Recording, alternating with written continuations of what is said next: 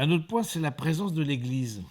Donc, alors, autant l'Église s'engage, donc, que ce soit dans la vie religieuse ou dans la vie sacerdotale, il y a un engagement public de l'Église qui valide publiquement. Dès qu'il y a une ordination, l'engagement de l'Église, il est public. Pour ce qui est du mariage, c'est pas pareil. Comme je vous l'ai dit, ce sont les fiancés qui sont les ministres du sacrement, qui s'administrent l'un à l'autre le sacrement. C'est-à-dire qu'un prêtre ne peut pas dire non à des fiancés qui habitent sa paroisse et qui se marient dans sa paroisse. Il ne peut pas dire non, parce que lui, il est juste témoin. En revanche, si vous, et ça c'est important que vous sachiez, que si vous êtes témoin aussi de mariage, vous avez peut-être, mais que vous n'êtes pas convaincu par le mariage. Il y a des warnings qui s'ouvrent, qui s'allument en vous. Vous n'êtes pas à l'aise avec ça. Sachez que vous pouvez aller voir le prêtre de la paroisse où se célèbre le mariage pour émettre des lettres de réserve. Et en tout cas, moi, dans les préparations au mariage, j'écris toujours aux témoins pour savoir est-ce qu'ils ont des réserves ou pas par rapport à cette union dont ils vont être les témoins. Et parfois, je trouve qu'on dit, bah oui, quand les couples se séparent, mais je l'avais bien dit, mais justement, tu n'avais rien dit. Tu n'avais rien dit, alors tu aurais pu dire. Donc sachez que la possibilité existe. Sachez que la possibilité existe d'émettre des lettres de réserve qui restent confidentielles, que vous envoyez au curé dans la paroisse duquel se célèbre le mariage. Ce n'est pas le curé qui prépare, c'est celui là où se célèbre, c'est celui qui donne délégation. Alors c'est un peu compliqué. Le mariage est territorial dans l'Église catholique. C'est-à-dire, vous célébrez le mariage dans une paroisse, vous n'êtes pas prêtre de cette paroisse, vous demandez l'autorisation de célébrer le mariage. Et donc c'est le curé qui vous donne délégation, autorisation de célébrer le mariage. Et donc c'est à ce curé-là qu'il faut écrire si vous avez des doutes. Si vous êtes par exemple témoin d'une double vie, où là clairement c'est no-go. Si vous êtes témoin de violence entre les fiancés, ou si juste vous voyez que c'est une telle complexité, une telle tension dans le couple, dans les familles, vous n'êtes pas, même pas à l'aise d'être témoin. Un autre point qui est intéressant, c'est les circonstances et les nécessités. Les circonstances et les nécessités, voilà nos maîtres intérieurs. C'est le philosophe Blaise Pascal qui nous disait ça. Les circonstances et les nécessités, voilà nos maîtres intérieurs. Quelque chose qu'on n'a pas choisi, donc qui est objectif et qui s'impose à nous. Ça peut être quoi ? Moi, j'ai plusieurs cas comme ça d'éléments objectifs. J'ai accompagné un petit moment un couple, lui français, elle néo-zélandaise. Vraiment des très belles personnes. Vraiment, j'étais connu dans une année comme ça proposée par la communauté de l'Emmanuel à Rome, etc. Donc, vraiment des très belles personnes. Donc, on a commencé un petit cheminement ensemble, etc. Et puis, et tout devenait compliqué. Dans leur couple, tout devenait compliqué, non seulement les agendas des uns et des autres, et puis la Nouvelle-Zélande, c'est quand même pas la porte à côté, donc aller rencontrer la belle famille. Elle-même avait beaucoup de difficultés avec le français, donc il y avait un effet d'entonnoir qui fait que lui était l'entonnoir pour rentrer dans la société française. Il fallait prendre un rendez-vous chez le médecin, il fallait demander la carte vitale ou une démarche administrative, c'était lui qui était sollicité. Alors, je faisais l'accompagnement en anglais, I improve my English, voilà, donc comme tout bon français. Voilà. Et puis, à un moment donné, ils me disent, we are not free inside. We are not free inside. On n'est pas libre à l'intérieur.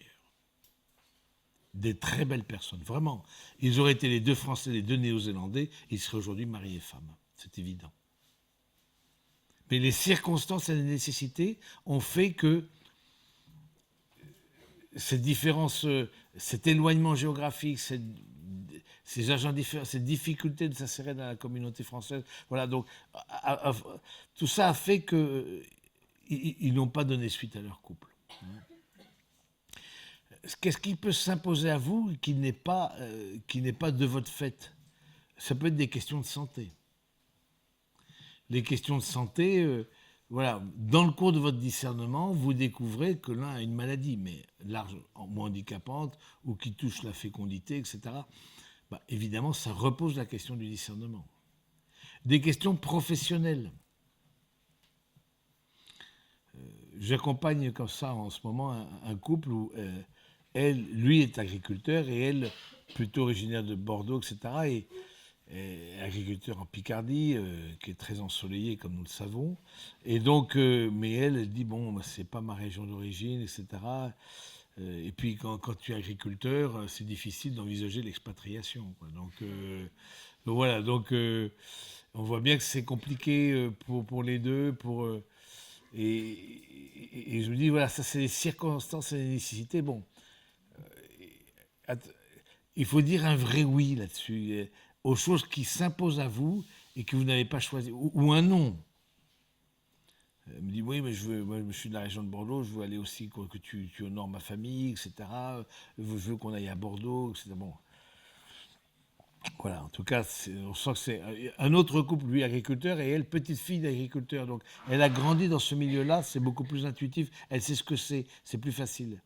Je me rappelle avoir accompagné un couple d'agriculteurs, lui est agriculteur, elle travaillant dans le luxe à Paris. Mais deux mondes différents. Les agriculteurs en Picardie, c'est des faiseux et des taiseux. C'est-à-dire, les mecs, ils bossent, mais ils ne parlent pas. Ils bossent, ils ne parlent pas. Elle, le papa, grand avocat parisien, évidemment, l'avocat, ça parle, c'est son métier. Ses grandes formes très aisées. Bon, les deux avaient une bonne aisance, etc.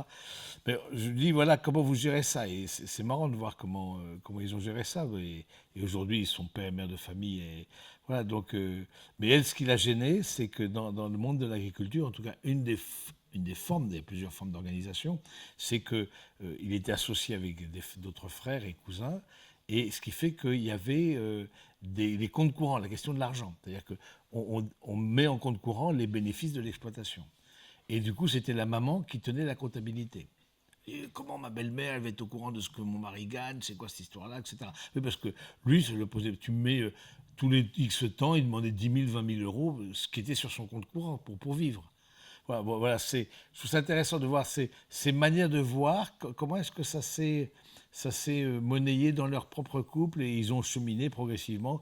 Où est-ce qu'ils allaient habiter? Parce qu'évidemment, le lieu de l'exploitation, c'était le lieu de vie des parents. Voilà, donc ça peut être la même chose pour une entreprise familiale. Hein. L'un a choisi une entreprise, ça s'impose à vous. Voilà. Vous êtes face à, soit ça vous convient, soit ça ne vous convient pas. Hein, je me souviens comme ça de ce couple qui, lui, avait un frère handicapé. Donc il y avait une maison de famille qui était en Normandie. Elle était originaire de Montpellier. Et sa famille, à lui dit, écoute, ce sera toi qui recevra la maison de Normandie, etc. Et la belle-mère qui dit à sa belle-fille, vous apprendrez à aimer la Normandie. Voilà, elle qui venait du sud, alors que la Normandie était assez pluvieuse, voilà, voilà. Les circonstances, des choses que vous n'avez pas choisies, qui s'imposent à vous, comment vous les gérez? Hein, tout est simple dans les concepts. Hein, tout est bien huilé dans les concepts. Père, mère, attachement, différenciation, loyauté. Mais le couple n'est pas une réalité conceptuelle. Le couple est une réalité humaine, donc faite avec des plus et des moins, avec voilà, des ajustements. Attention à ne pas être rigide de ce point de vue-là. Mais que votre oui soit votre oui et votre non soit votre non. La question du conseil des personnes qui vous sont données, voilà, qui vous aiment, qui sont à vos côtés. On a parlé de ça, du conseil à l'intérieur même de la vertu de prudence. Hein, c'est une des étapes de la vertu de prudence.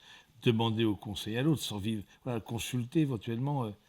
Voilà, donc ça c'est un autre point. Je trouve ça intéressant, la formation spirituelle et humaine, qui donne des principes universels qui permettent d'agir. Et encore une fois, je trouve qu'il y a dans votre génération, c'est peut-être le cas de moi aussi de ma génération, mais il y a quand même un gap entre votre formation professionnelle, où beaucoup d'entre vous, vous avez poussé votre formation et vous continuez à vous former, même étant dans votre métier. On voit bien qu'il y a ce souci de formation dans les entreprises, il y a un compte formation, etc. Et votre formation SPI, il y a une forme de gap entre la formation SPI et la formation pro. Or, je trouve que moi, je vous invite à mettre des mots sur votre vie de foi, à dire pourquoi vous vous croyez. Parce que la formation spirituelle, ça aide à dire ce en quoi je crois. Et donc, c'est déjà une manière aussi de rentrer dans une transmission. Parce que transmettre, c'est parler. Pourquoi je crois ce que je crois. Et je trouve que parfois, en tout cas de ma génération, je trouve qu'il y a eu un manque de transmission, un manque de parole, un déficit de parole. On pensait que c'était intuitif, c'était évident. Ben non. Je crois que plus on met des paroles, mieux c'est. Rappelez-vous, le fait d'absence de parole, ça rappelle Caïn et Abel. Caïn et Abel qui partent au champ, Caïn qui emmène Abel au champ, et l'un était pasteur, l'autre agriculteur, dit la parole de Dieu. Il l'emmène au champ, il se précipite sur lui, il le tue. Qu'est-ce qui manque dans ce récit de Caïn et Abel? Il manque des paroles. L'absence de parole est mortifère. L'absence de parole est mortifère. Dans l'histoire de Caïn et Abel, il y a un manque de parole. Parce qu'évidemment, entre le pasteur et l'agriculteur, il y a ton troupeau va sur mes champs, c'est typique. Pour brouter, et moi je sème pour rien, je sème pour engraisser ton troupeau. Oui, donc la fraternité, voilà, ça, c'est pas forcément intuitif, donc je trouve ça intéressant de dire le fait de se former tant humainement que spirituellement, ça vous aide à mettre des paroles, ça vous aide à placer des mots, à vous donner des principes universels pour agir. Un autre point qui est intéressant, c'est la question de la vie chrétienne. Une vie chrétienne sérieuse, une vie de prière, de sacrement, d'étude de la parole de Dieu. Évidemment, ça aide pour discerner la volonté de Dieu. Comment discerner la volonté du Seigneur si on n'est pas en contact avec lui? Et comment être en contact avec lui si on n'est pas en contact avec la communauté chrétienne? Vous voyez, je trouve que il y a toute une richesse dans l'Église, tout un corpus intellectuel qui est très riche, qui s'ouvre à vous et qui peut vraiment féconder votre cœur et votre intelligence. Faites-y appel. Vous voyez déjà tout le bienfait de cette retraite, mais c'est un exemple parmi 1000 autres.